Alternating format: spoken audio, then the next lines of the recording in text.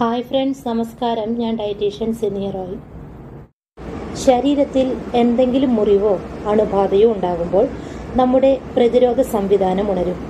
പുറത്തുനിന്നും വരുന്ന വസ്തുവിനെതിരെ പോരാടാനുള്ള സന്ദേശം രോഗപ്രതിരോധ സംവിധാനം കോശങ്ങൾക്ക് നൽകും. ഇതിനെയാണ് നീർക്കെട്ട് അഥവാ ഇൻഫ്ലമേഷൻ എന്ന് പറയുന്നത്. ഇത് ശരീരത്തിൽ നീര് വയ്ക്കും, ചുവപ്പ് നിറമുണ്ടായിരിക്കും, വേദനയും കാണും. ഹ്രസ്വനേരത്തേക്കുള്ള ഈ നീർക്കെട്ട് ശരീരം സ്വയം സുഖപ്പെടുത്തുന്ന പ്രക്രിയയുടെ ഭാഗമായതിനാൽ ഭയപ്പെടാനൊന്നുമില്ല.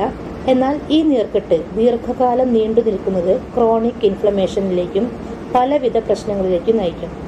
ആർത്രൈറ്റിസ്, ഹൃദ്രോഗം, പ്രമേഹം, മറവി രോഗം, ഓട്ടോ ഇമ്മ്യൂൺ ഡിസീസസ് എന്നിവയ്ക്കെല്ലാം ശരീരത്തിലെ മാറാത്ത ഈ നീർക്കെട്ട് കാരണമായേക്കാം. ക്രോണിക് ഇൻഫ്ലമേഷന്റെ ലക്ഷണങ്ങളാണ് വിട്ടുമാറാത്ത വേദന, നിരന്തര ക്ഷീണം, ഉറക്കമില്ലായ്മ, സന്ധികൾക്ക് പിടുത്തം, ചർമ്മപ്രശ്നങ്ങൾ, അതിസാരം, മലബന്ധം, ആസിഡ് റിഫ്ലക്സ് പോലുള്ള ദഹന സംബന്ധമായ പ്രശ്നങ്ങൾ, വിഷാദരോഗം, ഉത്കണ്ഠ തുടങ്ങിയ മാനസിക പ്രശ്നങ്ങൾ, പെട്ടെന്നുണ്ടാകുന്ന ഭാരനഷ്ടമോ അല്ലെങ്കിൽ ഭാരവർദ്ധനവോ, ഇടയ്ക്കിടെയുള്ള പനിയും ജലദോഷവും ഇതെല്ലാം നീർക്കെട്ട് മൂലമുണ്ടാകുന്ന ലക്ഷണങ്ങളാണ്. ഈ ഇൻഫ്ലമേഷൻ കുറയ്ക്കാൻ ഡയറ്റിൽ ചില ഭക്ഷണങ്ങൾ ഉൾപ്പെടുത്തിയാൽ വളരെ പെട്ടെന്ന് തന്നെ വീക്കം അഥവാ ഇൻഫ്ലമേഷൻ അല്ലെങ്കിൽ നീർക്കെട്ട് സുഖപ്പെടുത്താൻ സാധിക്കും.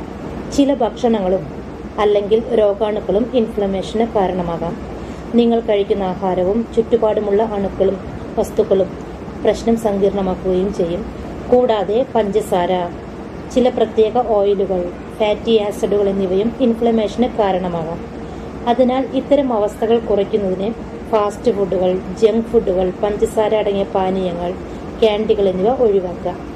ഇൻഫ്ലമേഷൻ കുറച്ച് ആരോഗ്യം മെച്ചപ്പെടുത്തുന്നതിന് സഹായകരമായ ഭക്ഷണങ്ങളാണ് ഇൻഫ്ലമേഷൻ കുറയ്ക്കാനായി ഡയറ്റിൽ ഉൾപ്പെടുത്തേണ്ടത്.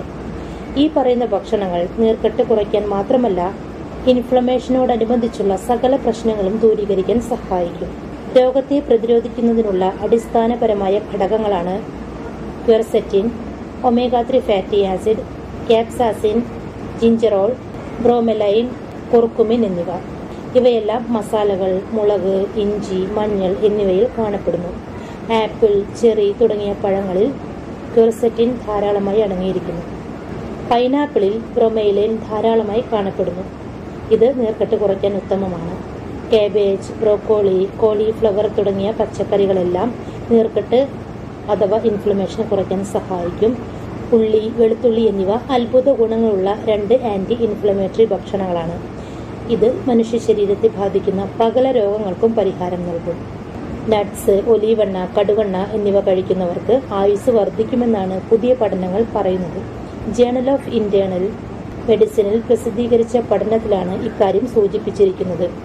അതിനാൽ ഇത്തരം ഭക്ഷണങ്ങൾ ഡയറ്റിൽ ഉൾപ്പെടുത്തുന്നവർക്ക് മറ്റുള്ളവരെക്കാൾ രോഗസാധ്യത 18% കുറവായിരിക്കുമെന്നും പഠനങ്ങൾ സൂചിപ്പിക്കുന്നു.